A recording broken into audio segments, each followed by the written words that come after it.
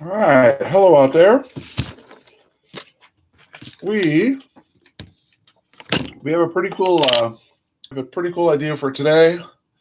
I've used my secondary camera here, or no, secondary monitor, the same one that I used to play that math video game.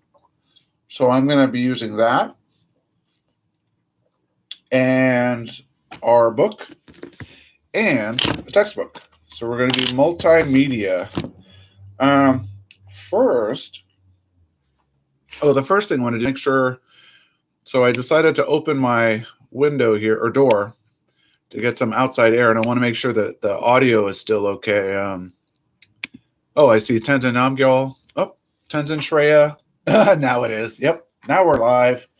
All right. So I thought I'd start here for, I think, hopefully an obvious reason. This was on the Kahoots today, our learning Kahoot today. Our learning Kahoot was about it focused on boats at one point, right? We had this chart, and this chart of which tribes used which type of boat. I want to come back to that, excuse me, because that chart about boats is going to, here we go. It's gonna tie into, I don't want to get into, thanks Tenzin, I don't want to get into like and dislikes here. So our type of boat. The type of boats are dugout canoe, plank boat, and Thule balsa. Now, this is nice. Charts are good because they show you the three types of boats. There are only three types. This is a dugout canoe. So go ahead and do straight places here. So write on your composition book, CA 19, please write.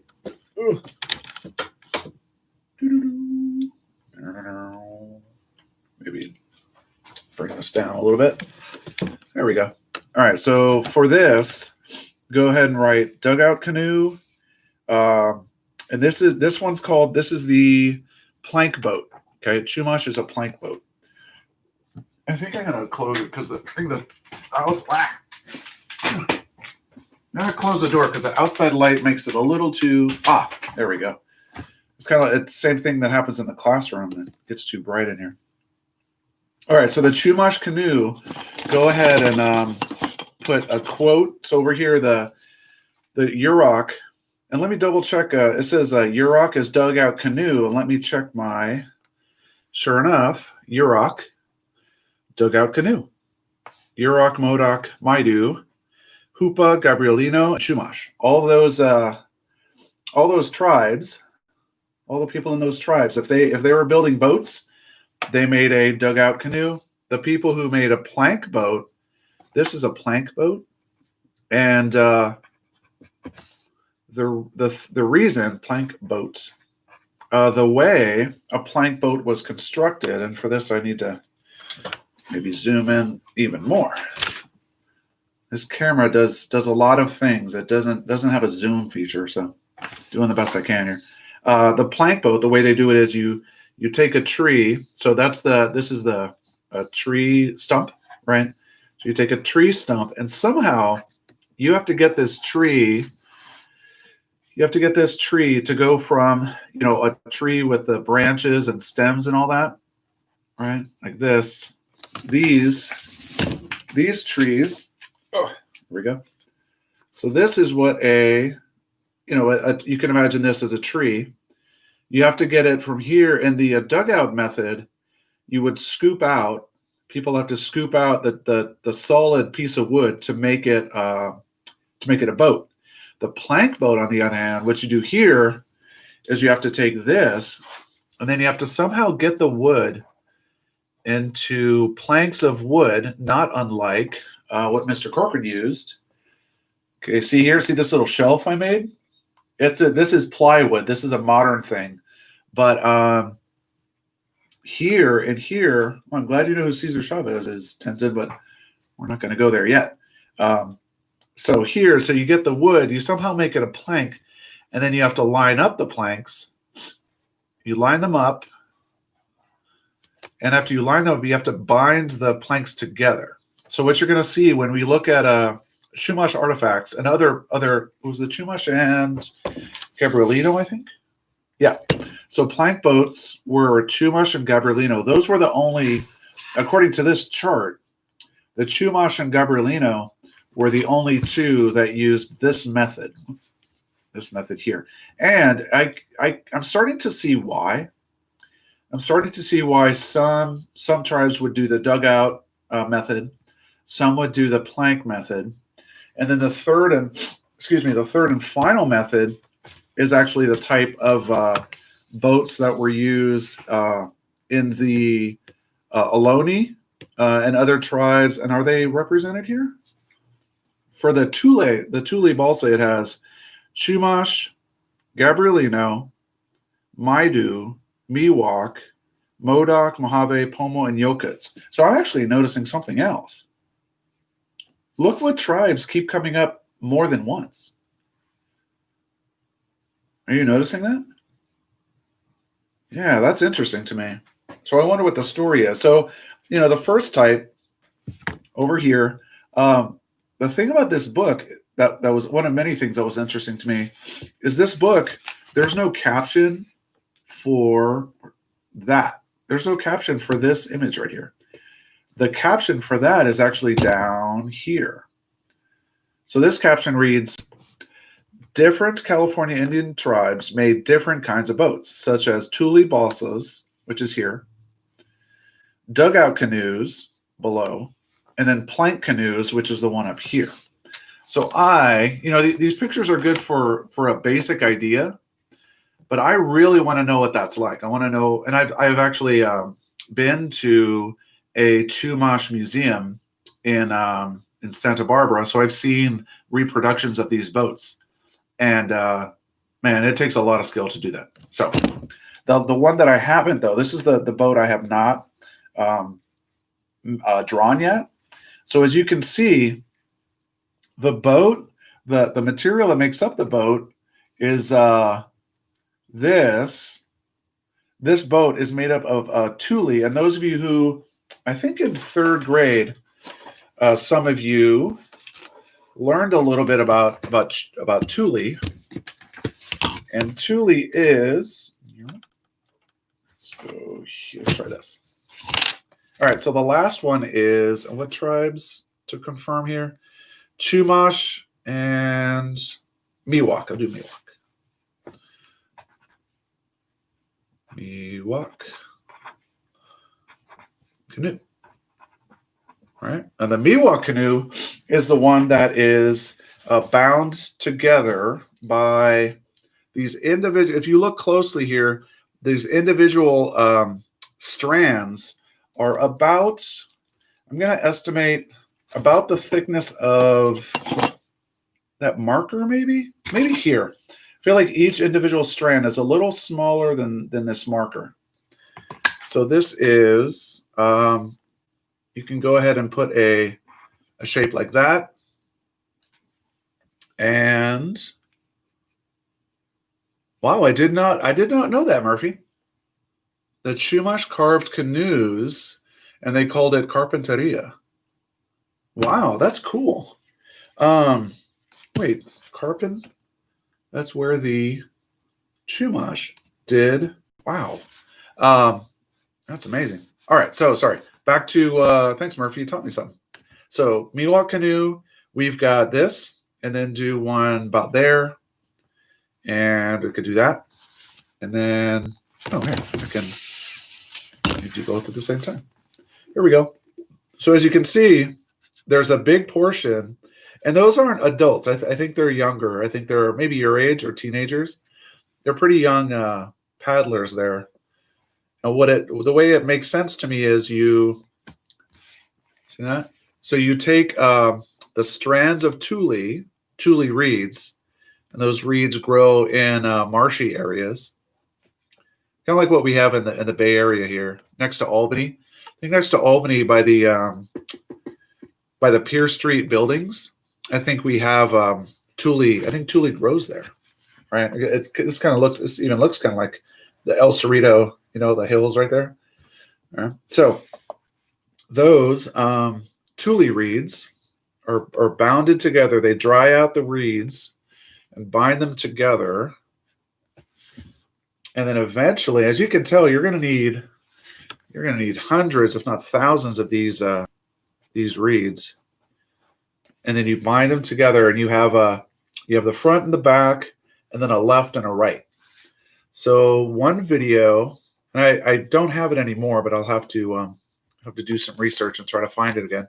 There was one video I saw where they you see every step of construction of the Thule boat, and what they do is you collect the individual strands. So instead of big pieces of wood, if you don't have that resource available, instead what you do is you gather the Thule reeds, and so this is water, and the Thule reeds kind of grow out of the water, and then you collect all of those, you tie them together, and you let them dry, and then you tie them together, and then these you put together to make a large boat big enough for people to 2 or more people to sit in. Okay, yeah, that's pretty good. So this, of all of these, this is called the Thule, T-U-L-E, balsa. Balsa, B-A-L-S-A. All right, so we have 3 main. Thanks, Denton. We have 3 main types of. I guess on behalf of the First Nations people, I should say thank you, because this is all there. I'm just copying what they did. You know, that I gotta say I do like how each of these looks. I don't know which one is what the advantages of each are. If I had to think, I think about how durable these are. If I think about which one class do you think is most durable?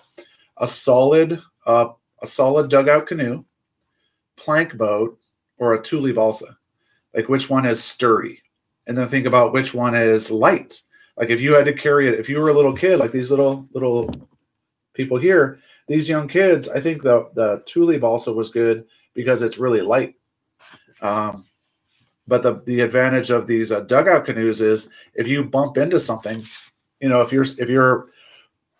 you get close to the shore, like here, the 2 people in the boat here, like, look at those rocks over there. If your boat gets close to these rocks and hits the rock, if you have something like this versus something like this, the rock might cause some damage. Cool. All right, so I wanted to go up here. I hope you can see this okay. So this biography that you see, this is the biography of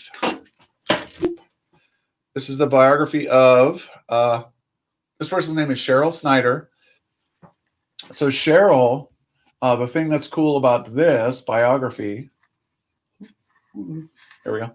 So this biography is pretty cool because Sheryl, it's not letting me zoom. Hello. Oh, now there we go. So this is Sheryl Snyder. Her info is in this book. So actually, this book. Whoopsie. Whoop. Okay, for a minute.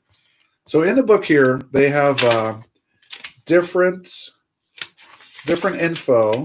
The museum here. This is what we're going to be looking at, some online museums. But what I wanted to show you, where is she? There she is. So this is Sheryl Snyder. And those of you who don't, there's only about 3 of you who have the textbook in your possession. Lena, you like the dugout canoe the best? I think the dugout canoe is the sturdiest. Yeah, I'm with you. So Sheryl Snyder, and this is the one. Her timeline was in the Kahoot today, and she was born in 1950. In 1996, she was elected chairperson of the Weat Tribe, and I wanted to read this. but also let you know that you can view this info. There's a link to this in our Google Classroom. So it talks about how Cheryl says Cheryl Snyder has worked tirelessly to revive, to bring back to life, to revive the culture of California's Weat Indian tribe. She was born in Lolita, California in 1950. And it says that she works at Humboldt University, which is in the coast, I'm going to say north coast of California. This massacre, sadly, the reason that Cheryl here is working to revive the Weat culture is there was a massacre, which is a murder, killing of the Weat Indians by some white settlers in 1860, which is right about the time of the U.S. Civil War. This is after 1860, is also after the gold rush. So we are going to learn more about that. So this info, oh, and there's the timeline again, or a timeline again. And what I did, or what I appreciated, was because of this learning about this incident, this sad fact of history, I looked up the actual Weat website. So the Weat Tribe in Lolita. This is thanks for being patient. Weat Tribe is in Lolita, and they have several several pages. The Weat culture, as you can see, shells were a big part of the traditional dress.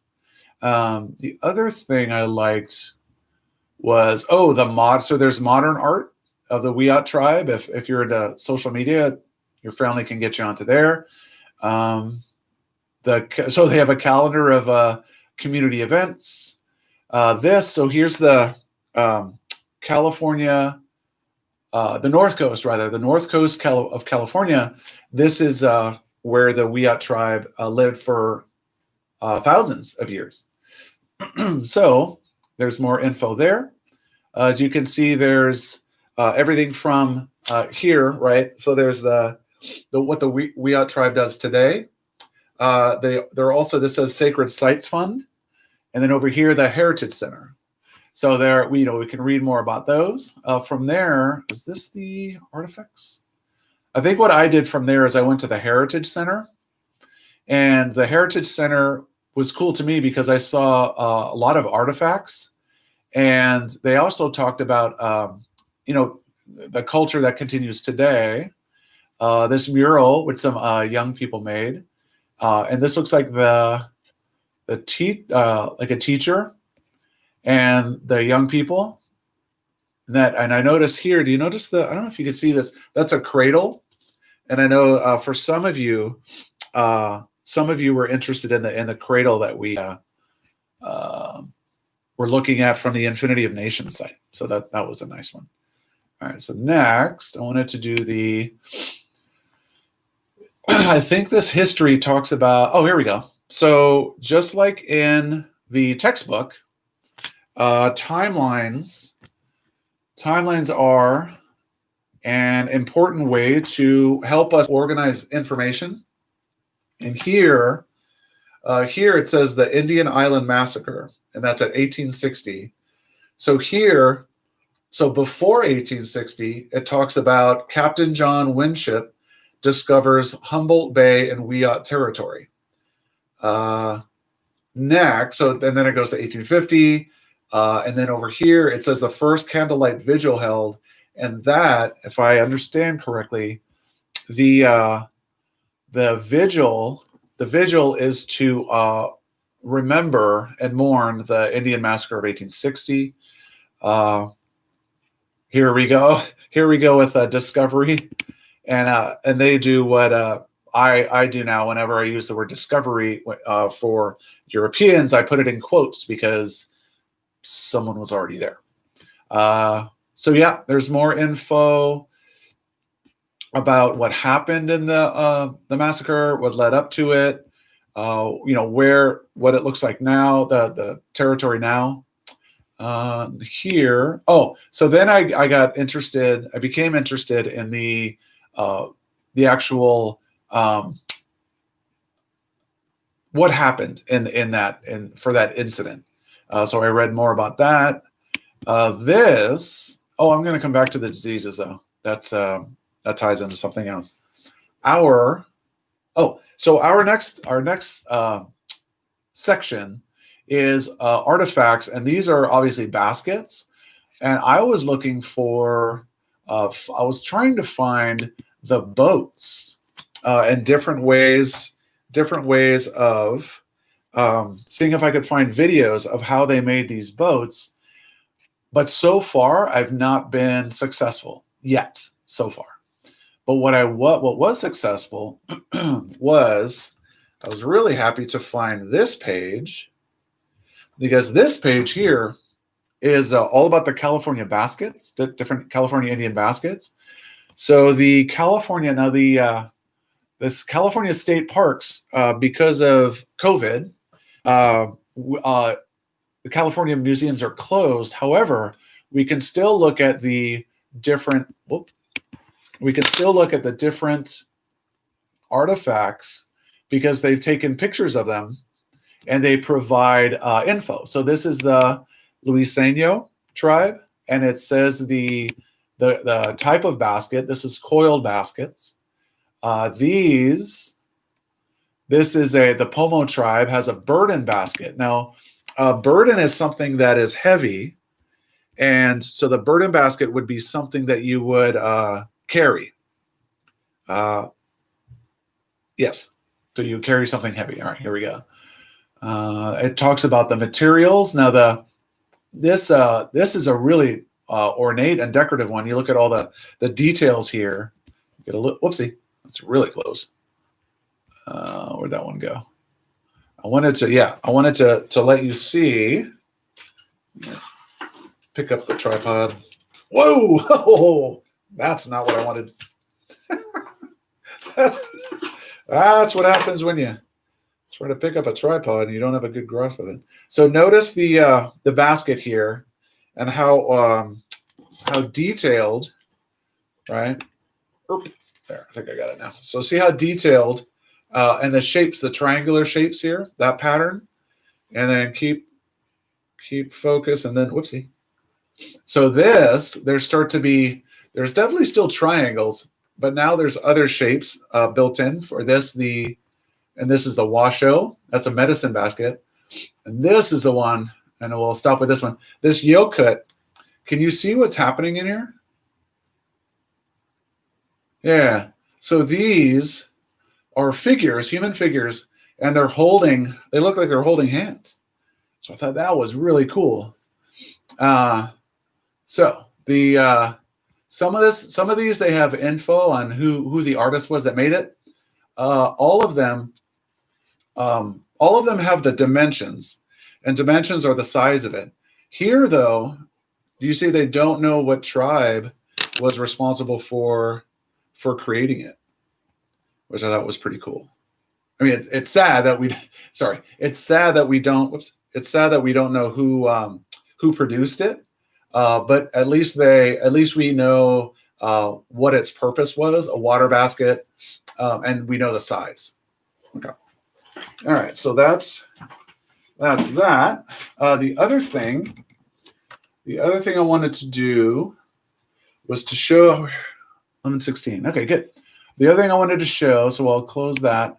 In addition to baskets and pottery, I guess that's a clay pot more than a basket, which were a huge, obviously when we cook and we eat nowadays, we need things we